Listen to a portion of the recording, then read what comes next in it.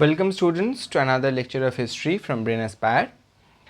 आज हम देखेंगे जुलाई रेवोल्यूशंस के बाद से, है ना। जुलाई रेवोल्यूशन में हम लोगों ने देखा था कि क्या क्या हुआ। बर्बन डायनेस्टी को हटाया गया, कॉन्स्टिट्यूशनल मोनार्की को इस्टेब्लिश किया गया।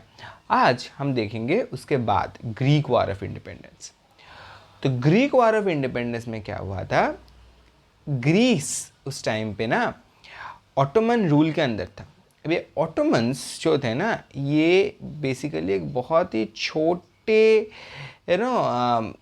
लोगों का एक ग्रुप था एक टाइम पे, मगर थ्रू डिफरेंट डिफरेंट वार्स ये ऑटोमन्स बहुत पावरफुल बन गए। And these Ottomans used to control a very significant part of Europe. उसके अंदर ग्रीस भी आता था, है ना। तो ग्रीस के लोग जब उनको पता चला about the idea of nationalism, जब उनको समझ में आया why they need to get rid of Ottoman Empire and why they get to why they should establish their own government, constitution, liberal ideas, तब जाके उन लोगों ने रिवॉल्ट किया। और वो रिवॉल्ट इतना भयानक हुआ था कि उसको हम बोलते हैं वार, ग्रीक वार ऑफ इंडिपेंडेंस। अब ग्रीक वार ऑफ इंडिपेंडेंस जब हुआ, उसमें सपोर्ट जो था ना, वो कल्चरल और यूरोपियन सपोर्ट बहुत अच्छे से डिफरेंट डिफरेंट जगहों से ग्रीस को मिला था। क्यों? क्योंकि यूरोपियंस जो थे, जिनको ऑलरेडी फ्रीडम मिल गया था from monarchical rule, for example French and other dynastical areas, तो उन लोगों ने ग्रीस के लोगों को सपोर्ट किया था टू गेट फ्रीडम। अब ये ग्रीक वॉर ऑफ इंडिपेंडेंस में फाइनली यूरोपियंस के मदद से ग्रीक जो लोग थे उन लोगों ने ऑटोमन्स को हराया, और हराने के बाद the Greek nation became independent, right. That is only called as Greek war of independence. अब जब ये हुआ तब एक ट्रीटी साइन किया गया जिसको बोलते हैं ट्रीटी ऑफ कॉन्स्टेंटिनोपल, 1832। ये डेट मत भूलना, ये बहुत इंपॉर्टेंट फैक्ट होता है, ठीक है। Treaty of Constantinople. अब इसके बाद पूरे यूरोप में डिफरेंट डिफरेंट जगहों पे ना और भी रिवॉल्ट्स बढ़ते गए against monarchies, against absolutist Nations. और सभी जगह पे ना एक ही मेन डिमांड था, वो था कि लिबरल आइडियाज़ और कॉन्स्टिट्यूशनल रिफॉर्म। सबको चाहिए था कि कॉन्स्टिट्यूशन होगा, वहाँ पे लिखा होगा क्या सही है क्या गलत है, उसके अकॉर्डिंग ही रूल किया जाएगा अपने देश में। और इसमें पीजेंट और वर्कर अपराइजिंग्स भी बहुत सिग्निफिकेंट है। क्यों? क्योंकि ना उस टाइम पे, मतलब कभी भी ना कोई भी रेवोल्यूशन जब होता है उसके पीछे दो मेन रीज़न होता है। एक होता है हंगर, दूसरा होता है पॉवर्टी।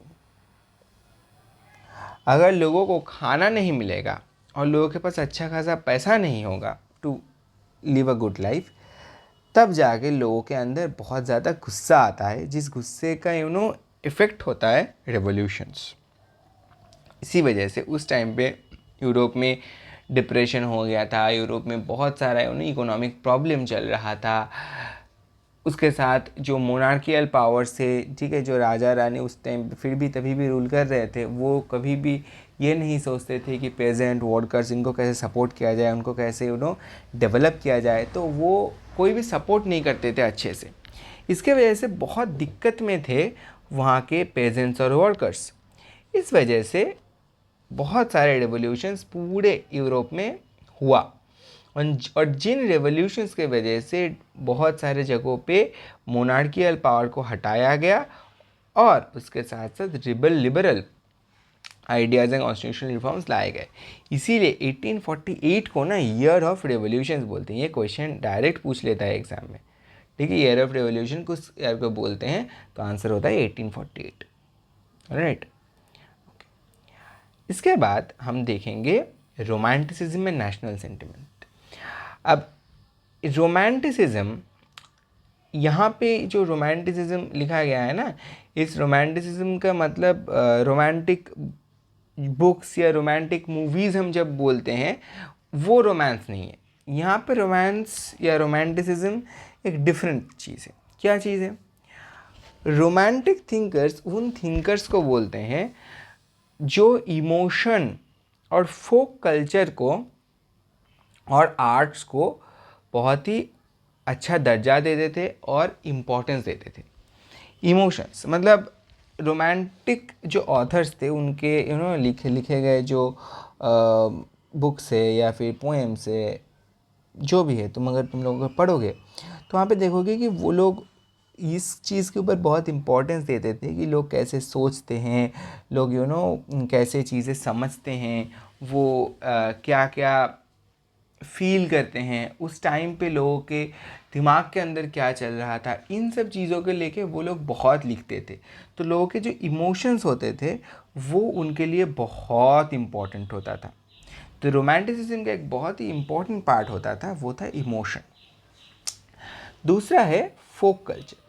फोक कल्चर मतलब समझो आज यहाँ पे अगर कोई भी जो वीडियो देख रहे हैं अगर वो ओडिशा से है, तो ओडिशा से अगर तुम हो तो तुम्हें पता होगा कि ओडिशा में डिफरेंट जगहों पे डिफरेंट ट्राइबल फोक डांसेस होते हैं। फोक डांस मतलब कि समझो एक पर्टिकुलर एरिया के जो लोग हैं वो उसी एरिया में अगर एक लोकली डांस फॉर्म प्रैक्टिस करते हैं या एक डांस फॉर्म को पॉपुलराइज करते हैं तो उसे फोक कल्चर का पार्ट फोक डांस माना जाता है। मतलब समझो आज ओडिशा में भुवनेश्वर में एक गांव में, ठीक है, भुवनेश्वर तो ऑब्वियस सिटी है, तो समझो भुवनेश्वर आउटस्कर्ट्स में कोई गांव है, उस गांव के जो लोग हैं वो एक पर्टिकुलर डांस फॉर्म प्रैक्टिस करते हैं जो उस गांव के बाहर के लोगों को उतने अच्छे से पता नहीं, या फिर भुवनेश्वर के लोगों को भी शायद पता नहीं, और बाहर के हम लोगों को तो पता ही नहीं, मतलब जो उड़ीसा से नहीं है, और सभी को वो आता भी नहीं है क्योंकि वहाँ पे जो पर्टिकुलर जो लोग हैं उन्हीं को पता है कि उनके स्टेप्स क्या होते हैं, कैसे करना है, क्या करना है, सब उन्हीं को पता है। तो जब ऐसे बहुत ही कल्चर स्पेसिफिक कोई चीज़ होता है उसको हम फोक कल्चर का पार्ट मानते हैं। और आर्ट्स मतलब उसके अंदर डिफरेंट पेंटिंग्स सब कुछ आ जाता है आर्ट के अंदर। अब ये लोग ना, इनका मेन जो आइडिया था वो था कि वो चाहते थे ये जो इमोशन से, फोक कल्चर है, आर्ट फॉर्म से, इनके थ्रू नेशनल सेंटिमेंट को हाईलाइट करना। जैसे आज जब हम इंडियन क्लासिकल डांस बोलते हैं,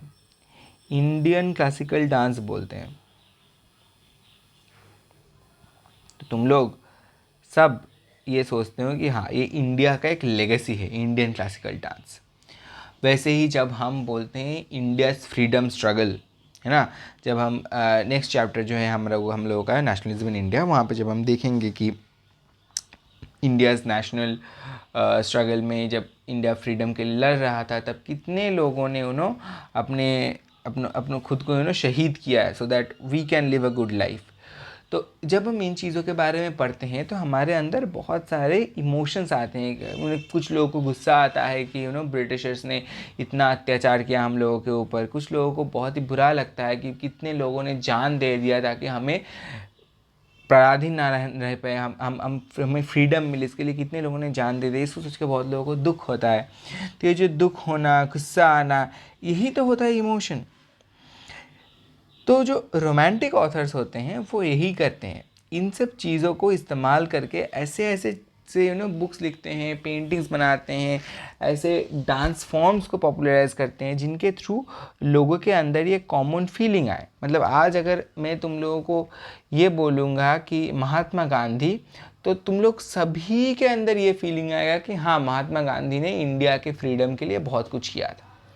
तो ये जो कॉमन फीलिंग आ रहा है ना, यही होता है नेशनलिज्म। और ये जो कॉमन फीलिंग जब हम थ्रू लिटरेचर या फिर डांस या फिर आर्ट्स के थ्रू लाते हैं उसी को बोला जाता है रोमांटिसिज्म, राइट। तो उस टाइम पे बहुत सारे रोमांटिक थिंकर्स थे जिन्होंने इसी चीज़ को धीरे धीरे पॉपुलराइज किया था। क्योंकि फिर से नेशनलिज्म में जो फंडामेंटल आइडिया होता है वो होता है कॉमन आइडेंटिटी।